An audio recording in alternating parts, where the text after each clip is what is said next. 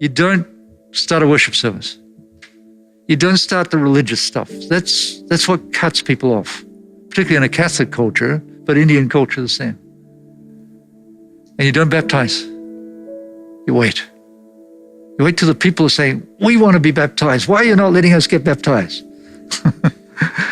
And then you say, well, you can be baptized as long as you've discussed these 3 Bible studies with your family and your family agreed to you being baptized.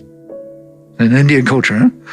So then the whole family gets involved in the discussion. Should they get baptized? In a Catholic culture, getting baptized means you're turning away from Christ. So the new believer has to explain, no, I'm trying to follow Christ. That's what it means.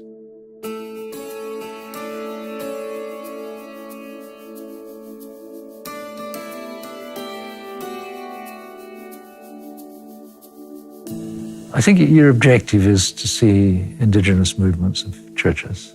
Not just churches, but they're engaging the poverty, transforming the slums.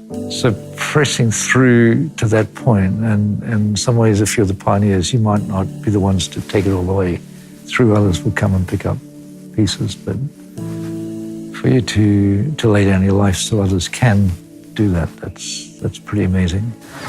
This is beautiful. And this is where the gospel just multiplies, because as the grains die, so the fruit is much fruit.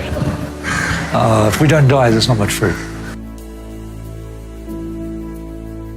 In the latter decade, we're beginning now to see churches that really engage with the life of the community and bring the full gospel, the kind of gospel that Jesus preached, where he came to set people free.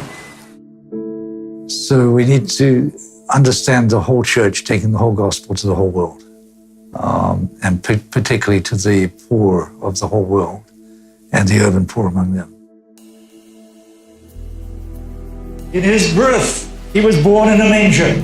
In his ministry, he was a wandering preacher. He slept with his head on a rock. If our Lord lived that way, then we should follow our Lord. Christ is our wisdom. So it's not the wisdom of the academic necessarily, it's the wisdom of the streets. But Christ was in the streets. He learned his wisdom among the poor. I sometimes say I have a PhD in poorology. So Jesus is problematic, but we must follow Jesus. There's another aspect, which is justice. How can I have this level of wealth and these people here have this level? Justice calls me to somehow engage and equalize.